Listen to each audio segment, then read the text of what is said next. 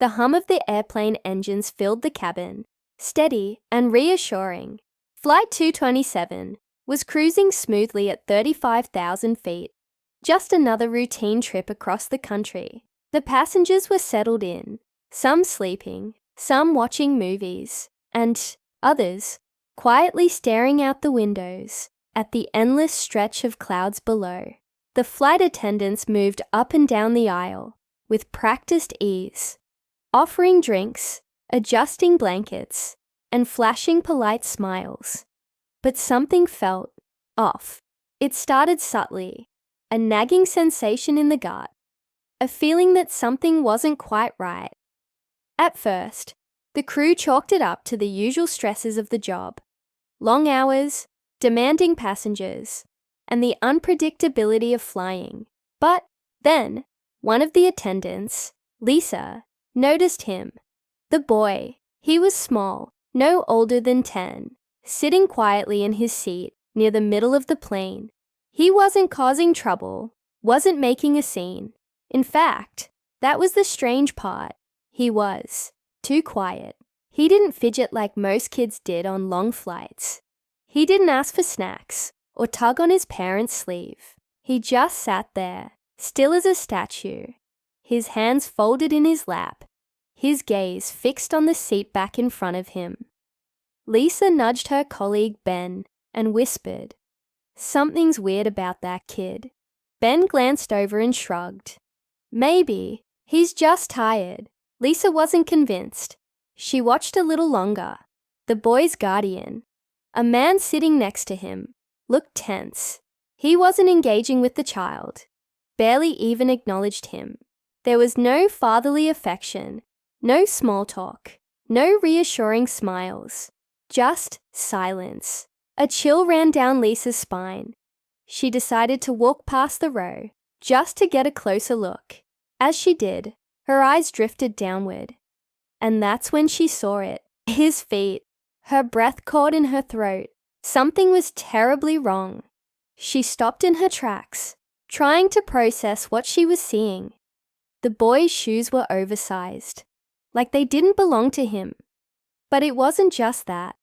There was something unnatural about how they sat on his feet, as if they were hiding something. A wave of unease washed over her. She turned sharply and walked toward the front of the plane, her pulse quickening. She needed to tell the others. Within moments, the entire crew was on edge. One by one, they glanced back at the boy, each sensing the same wrongness Lisa had felt. The tension in the air was thick now, pressing down on them like an invisible weight. Lisa made a decision. She stepped into the cockpit, her voice low, but urgent. "Captain," she said, her hands gripping the edge of the pilot's seat. "We have a situation." The pilot turned, his expression unreadable. What kind of situation? Lisa hesitated. How could she explain a feeling? How could she put into words the creeping dread curling around her? She took a deep breath and said the only thing she could. "We need to land this plane." Lisa's breath quickened as she saw the man's fingers fly over his phone screen. He wasn't just sending a casual message. He was alerting someone. Maybe a partner. Maybe someone waiting on the ground. Either way, this was escalating fast. She turned to Ben and whispered, "We need to act now." Ben gave a subtle nod and moved down the aisle, casually making his way toward the back of the plane. They needed to separate the man from the boy, but they couldn't risk setting him off. A confrontation at 35,000 feet could put everyone in danger. Lisa steadied herself and approached the boys' row, forcing a warm, professional smile. "Hi there," she said softly. "Are you doing okay? Would you like something to drink?" The boy's lips barely parted. He looked up at her, and for the first time, she saw it. Pure fear. His eyes flickered toward the man beside him, as if silently asking permission to respond. Lisa's stomach twisted. That was all the confirmation she needed. Before the man could answer for him, Lisa added, "Actually, why don't you come with me? We have some extra snacks up front." The man tensed. He's fine, he said, his voice firm, his grip tightening on the armrest. Lisa kept her smile, but didn't back down. It's just a quick trip. Airline policy. We like to make sure our younger passengers are comfortable. The man's jaw clenched. In that moment, Ben reappeared behind him. Sir, he said casually, placing a firm hand on the man's shoulder. We need you to come with us for a moment. The captain has a few questions. The man's body stiffened. Why? Lisa didn't wait for an answer. She gently reached for the boy's hand, and though he hesitated, he let her take it. That was all she needed. As soon as the man realized he was losing control of the situation, he shot to his feet. You don't understand, he said, his voice rising. He's my... But before he could finish, another passenger, a broad-shouldered man who had been watching the scene unfold, stood up and blocked his path. I think you should listen to the flight crew, the passenger said firmly. For a brief second, nobody moved. The tension in the air was thick, everyone waiting to see what the man would do next. His eyes darted around the cabin, scanning for a way out, for some way to take back control, but there was none. Finally, with a frustrated exhale, he sat back down, hands clenched into fists. Lisa didn't waste another second. She led the boy toward the front of the plane, feeling his small fingers tremble in hers. Once inside the galley, she crouched down to his level. You're safe now, she whispered. The boy's eyes filled with tears. He swallowed hard, as if trying to find his voice. Then finally he whispered back, He's not my dad. Lisa's heart broke, but she forced herself to stay calm. I know, she said, and we're going to make sure he never takes you anywhere again. In the cockpit, the captain had already made his decision. We're diverting to the nearest airport, he announced over the intercom. We have law enforcement waiting for us. The plane began its descent, and Lisa stayed beside the boy, offering quiet reassurance as the world outside the window grew closer.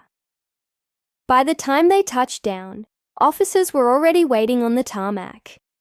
As soon as the doors opened, they stormed in, heading straight for the man in seat 17B. Lisa didn't look back. She stayed focused on the boy, who clung to her side as the officers took over. One of them, a woman with kind eyes, knelt beside him. You're safe now, she said gently. We've been looking for you. The boy's face crumpled, and in that moment, Lisa knew. They had saved him just in time, as the man was led off the plane in handcuffs. The entire cabin seemed to exhale. Some passengers whispered. Others watched in stunned silence. But Lisa and Ben just exchanged a quiet glance. They had followed their instincts. And because of that, a child had been saved as the crew prepared for takeoff again. Lisa took one last look at the boy, now wrapped in a warm blanket, speaking softly with the officers. The flight had started like any other, but today they had made a difference. The captain's eyes flicked from Lisa to the co-pilot, then back to her. Pilots were trained to stay calm, to make logical decisions based on hard facts, not gut feelings. But something in Lisa's voice, her urgency, her certainty, made him hesitate. What exactly is the situation?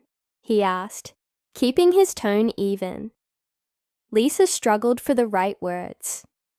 It's a boy, around 10 years old. He's acting strange, too quiet, and his feet.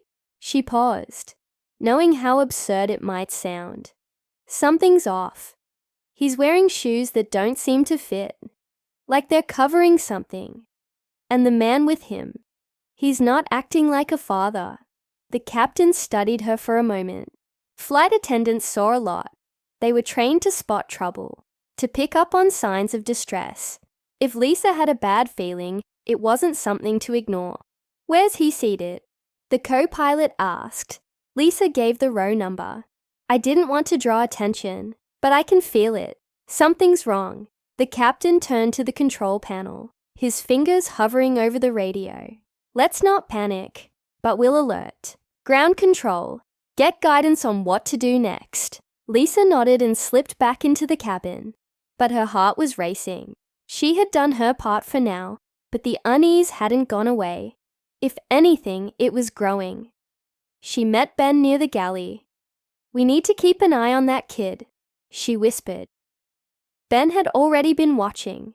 "I was just near his row, the guy next to him. He keeps checking over his shoulder. He knows we're watching."